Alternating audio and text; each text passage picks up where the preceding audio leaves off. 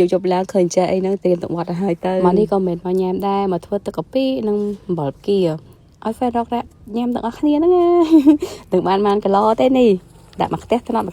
មងមិនតន់ចុចតាមដានអីហ្នឹងចុចតាមដានផេកឲ្យហើយទៅអូមានរបស់ញ៉ាំឲ្យរហូតហ្នឹងផេកខូននេះឲ្យតែថាមាននិស័យនឹងបានហើយបើមិនបានរបស់ញ៉ាំទៅវិញក៏បានពីរវិធីធ្វើម្ហូបផ្សេងប្លែកម្ហូបតាមតំបន់ម្ហូបតាមក្បួនចាស់បុរាណអីចឹងណាបងប្អូនចែកម្លែកទៅព្រោះខ្លួនឯងនេះចូលចិត្តចែកម្លែកបើមិនបានចែកម្លែកនៅអត់សុកហ្មងជាពិសេសម្ហូបហើយនឹងគ្រឿងធ្វើលក់ចាយគ្មានសល់អីបន្តិចក្នុងខ្លួនឯងទេ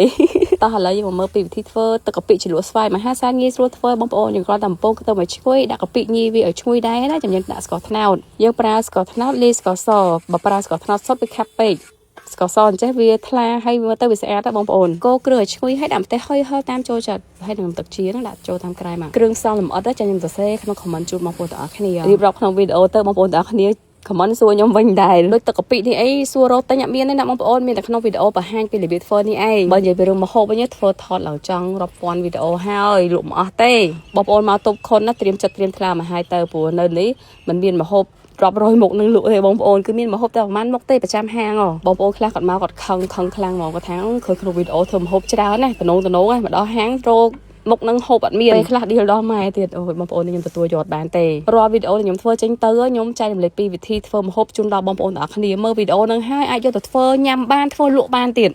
បងប្អូន scroll មើលទៅវីដេអូខ្ញុំធ្វើច្រើនណាស់ហើយបងប្អូន scroll សឹងតែមិនអស់ផងហើយចុះតម្រាំតែឲ្យខ្ញុំធ្វើម្ហូបទាំងអស់ហ្នឹងលក់ទៅខ្ញុំធ្វើមិនអស់ច្រើនមែនតែនហ្មងធ្វើទាំងអស់ហ្នឹងក៏មិនប្រកាសថាមានទិញម្ហូបទាំងអស់ហ្នឹងហូបដែរវាលក់អស់ទេច្រើនណាស់ម្ហូបនៅតូបខុនណារសជាតិក៏វាមិនហោះហើរទៅណាដែររបៀបថាម្ហូបរសជាតិតាមតំបន់អ្វីដែលផ្ដោតសំខាន់បំផុតនោះគឺយើងផ្ដោតទៅលើសុខភាពរសជាតិអត់ទំនោរទៅផ្អែមពេកហាត់ដិតខ្លាំងពេកទេបងប្អូនញ៉ាំទៅដូចម្ហូបបងប្អូនធ្វើនៅផ្ទះអញ្ចឹងដូចគ្នាចាស់ដែលគាត់មកភាសាបាយនៅតូបខុនណាគឺថាគាត់មកភាសាទាំងទំនុកចិត្តហ្មងយើងមកមើលពីវិធីធ្វើម្ទេសឆាបការបស់យើងវិញយើងលាងសាច់ជ្រូកឲ្យឡើងដាច់ទឹកប្រៃហើយយើងក៏ដាក់សាច់បកាចូលយើងកូរបកានៅឆ្អិនហើយយើងដាក់អំបិលដាក់ស្ករដាក់ប៊ីចេងដាក់ម្ទេសដាក់ខ្ទឹមកូរច្របល់ចូលគ្នាម្ដងទៀតទៅបានហើយរយភ្លើងចេញអស់កុំឲ្យដាក់ភ្លើងខ្លាំងបើដាក់ភ្លើងខ្លាំងប្រកាសជាលាយគ្រឿងនោះអស់ហើយអំបិលបកានេះបងប្អូនចង់ទិញមានហើយបើសិនជាបងប្អូនយកគ្រឿងខុនគ្រប់30ហើយយើងថែមអំបិលបកាឲ្យ1គីឡូ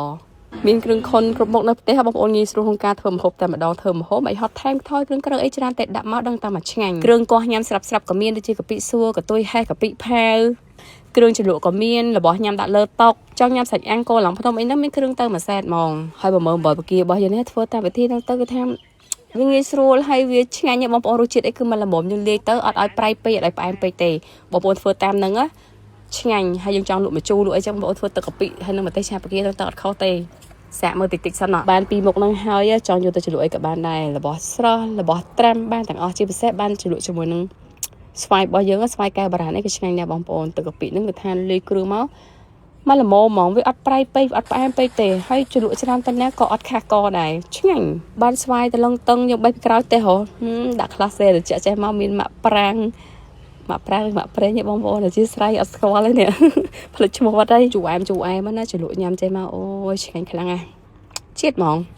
ហើយថ្ងៃនេះបានបងអូនចដូលមួយមកជួយធ្វើអើយនិយាយថាអំបិលបការត់តែឆ្ងាញ់